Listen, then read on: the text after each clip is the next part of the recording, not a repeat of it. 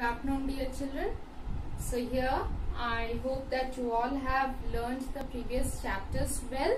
So I am here back again with a video on the regular and irregular verbs. That is the next chapter, right? So I hope that all of you are keeping well, going through your books regularly and updating yourself.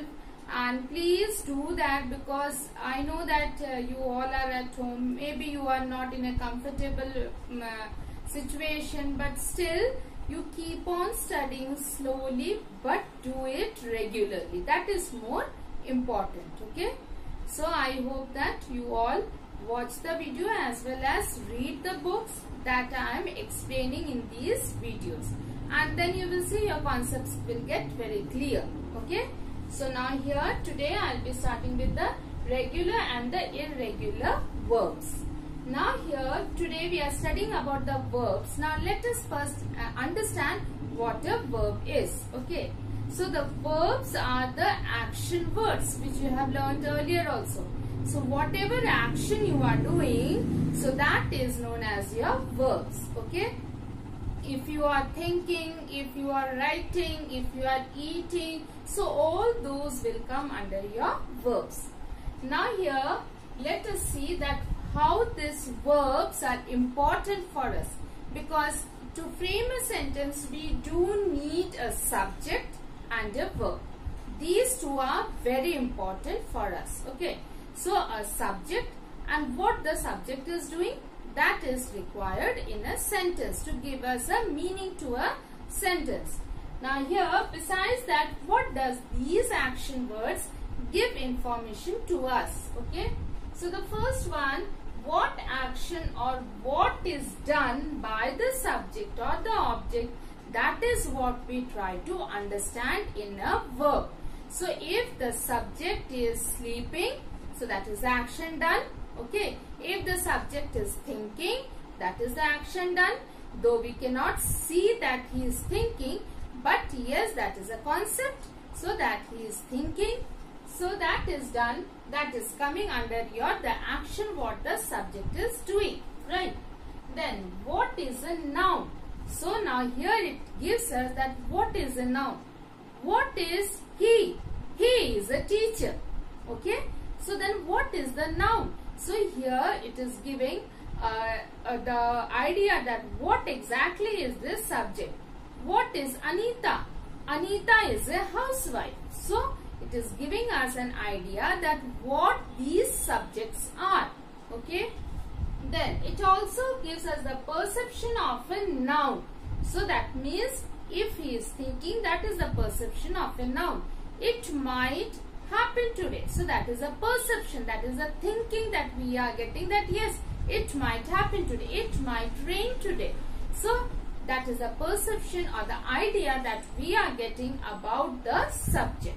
Now what we have studied, related to that we will be seeing the sentences which explains the things. Okay, so now as we had studied that the verbs teach us what to be done, what the subject is doing. So now here Maya sings. What action is Maya doing? Maya is singing, right? Then a dog barks. So who is the subject over here? A dog is a subject. Here Maya is the subject. And what action is being done? The action of barking over here. Here it was singing, right? So here we understand what the subject is doing, right? Now here we had studied that what is a verb, what is told about the noun. So here she is a teacher. So who is the subject?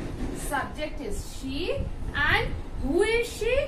Is a teacher. Okay, so here is your verb. So that means at present what is she? She is a teacher. What was she?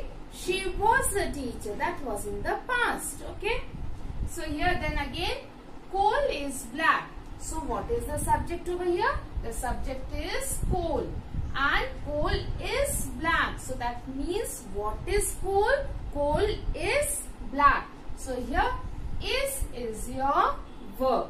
Right. Then you have the last one about the concept, the idea, the perception, right? So here the answer seems right. So now here that is the perception, that is the concept or the idea, that what are the answers? The answer seems right. Okay. So here seems is your verb and subject is your the answers, right? So here we study about that what are verbs and what idea does a verb convey to us. Then now let us see the different forms of the verb, right? Now first we have, there are 5 forms of verb. First we have the base form of the verb. Then we have the ing form of the verb. Then we have the past tense form of the verb. Then past participle form of the verb. And then last the to infinitive. Now I'll explain each one of them to you. Okay. So the first one is the base form of the verb. That means the root form of the verb. So like suppose I am saying that at present I am teaching you. So teaching, when I say, how do I write the spelling? So T-E-A-C-H-I-N-G. Okay, at present I am teaching you. So my ing is the ing form of the verb. That is the second point. Okay, and teach is my base form of the verb, right? So teach is my base form of the verb. That is the first point. Second point is the ing form of the verb. Then I am doing it in the ing form. At present what am I doing? So that is the ing form of the verb I am giving you. Then you have the past tense of this teach. So the past tense of teach will become taught. Okay. So what is the spelling of taught? T-A-U-G-H-T. Okay. So here T-A-U-G-H-T. That is the past tense form of the verb. Okay. Past means the action which was already done, and the action which is being done is your, you can say if it is in your continuous form, in the ing form, that is. Okay.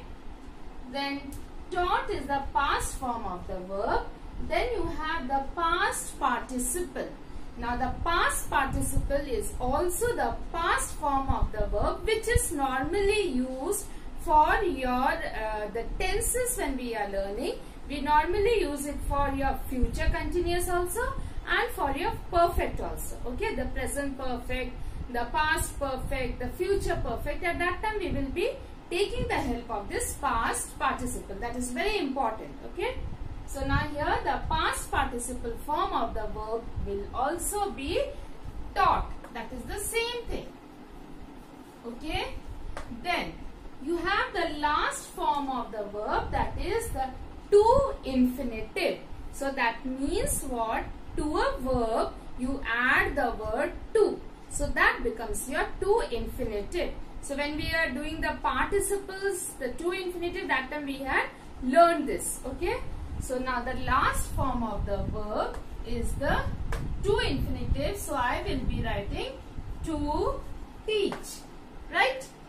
So these are the different forms of the verb that we are going to learn. Now more of examples let me give you. So like here you have walk, that is the base form of the verb. Then you have walked, that is the past tense form of the verb. Then again the past participle form of the verb, you have walked.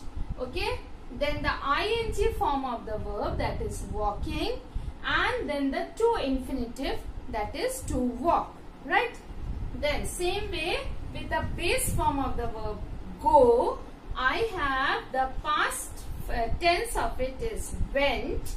Then you have the past participle of it, that is gone. Then you have the ing form, that is going. Then the last one to infinitive, that is to go. Okay. So this way we are going to learn the different forms of the verb, as we go with the sentences we understand. Now let me give you some examples. So now here, let me give you the sentences where you will understand the different forms of the verb. Okay. Now let me frame a sentence with the base form of the verb, that is walk. Okay. I often walk to school. Right? That is here I have used the base form of the verb, that is walk. Then let me use in the past tense form of the verb. I walked home yesterday. So now, since it is the past tense form of the verb, so that means the action was already done, right? So here, I walked home yesterday. The action was already done. Then let me give you the past participle form of the verb. She walked to my home.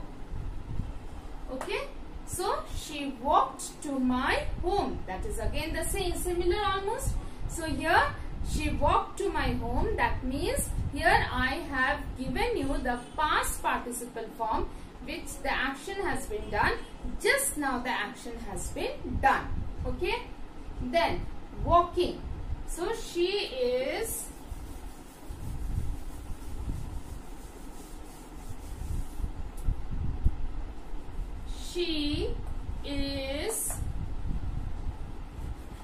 walking home.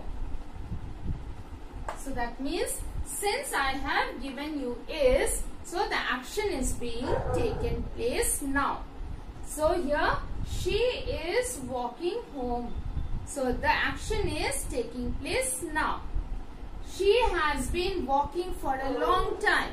So there again you are using it in a different form, the past perfect continuous form. Okay. So then here the last one we had the to infinitive. Okay. She had to walk home. Now here you see to walk. So now here we got the to infinitive form of the verb, right? So here we frame the sentences according to the situation, according to the tenses, and then we can get all the varieties of the verb. We get the base form of the verb, we get the ing form of the verb, we get the past tense form of the verb, we get the past participle form of the verb, we also get the to infinitive form of the verb. So these are the different ways or different forms of verb that I can utilize in my sentence. And remember children, verbs are very important in a sentence. Without getting a verb, it is very difficult to frame a sentence. So first of all, we need a subject, we need a verb, and we need a predicate, and in that predicate we need a verb, right? So I hope that at present you have understood till what I have taught. So children, please go through the chapter as well and watch the video, and I hope that you can link each other what is being explained in your book and how it is being explained here in the video, so you will understand it very clearly. Okay, thank you and have a wonderful day.